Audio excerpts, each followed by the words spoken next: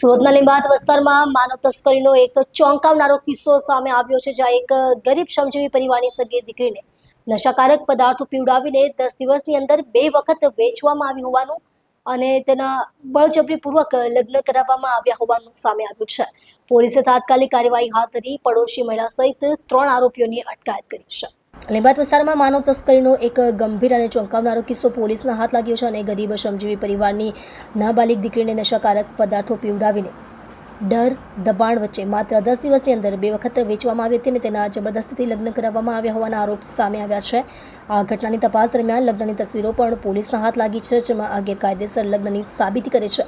આ ગંભીર ઘટનાની જાણ થતાં જ લીંબાયત પોલીસ ચોંકી ઉઠી હતી અને તાત્કાલિક કાર્યવાહીમાં જોડાઈ હતી. પોલીસ ટીમે તપાસ હાથ ધરી મુખ્ય 3 આરોપીઓને તેમજ ઘટનામાં સહભાગી એક પડોશી મહિલાઓની અટકાયત કરી છે. આરોપીઓ પાસેથી મળેલી માહિતીના આધારે પોલીસનું માનવું છે કે આ કિસ્સો માનવ તસ્કરીના મોટા રેકેટનો ભાગ હોઈ શકે છે.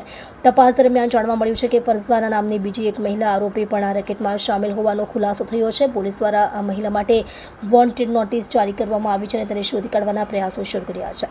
લીંબાયત પોલીસ સ્ટેશનમાં વિસ્તારમાં રહેતી એક કિશોરીની માતાએ લીંબાયત પોસ્ટે ખાતે એક ફરિયાદ આપેલ છે કે પોતાની જે નાબાલિગ કિશોરી છે એને એની બાજુમાં રહેતા નૂરી શેખ, વસીમ શેખ અને ફરઝાના આ ત્રણેય લોકોએ એને લલચાવી ફોસલાવી અને એક લસકાણામાં રહેતા શોએબ સાથે નિકાહ કરાવે છે. એ શોએબના ઘરે લસકાણા ખાતે નિકાહ કરવામાં આવેલ અને શોએબ પણ આ લોકો જાણતા હોવા છતાં કે નાબાલિગ છે છતાં એની સાથે ત્યાં 3 દિવસ આ કિશોરીને રાખેલ છે અને ત્યાંથી પછી ફરીવાર આ લોકો જે આરોપીઓ છે એને ત્યાંથી લઈ અને મહારાષ્ટ્રના સોલાપુર ખાતે અને ફરીવાર એક વ્યક્તિ સાથે લગ્ન કરાવેલ હોવાની હકીકત ફરિયાદમાં જણાવેલ છે. હાલ પોલીસે આ સંબંધે વસીમ, નૂરી અને જે આ લગ્ન કરનાર છે શોએબ એની ધરપકડ કરેલ છે. આ બાબતે ફરઝાના અને અન્ય જે એક ઇસમ છે જે સોલાપુરનું એની ધરપકડ કરવાની બાકી છે. પોલીસ હાલ વિશેષ તપાસ કરી રહી છે.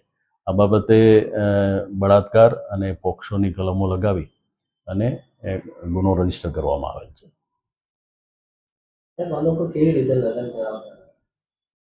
એ અહીંથી એને જે છોકરી છે એ કેટરિંગના કામ માટે અવારનવાર આ લોકો સાથે જતી હતી.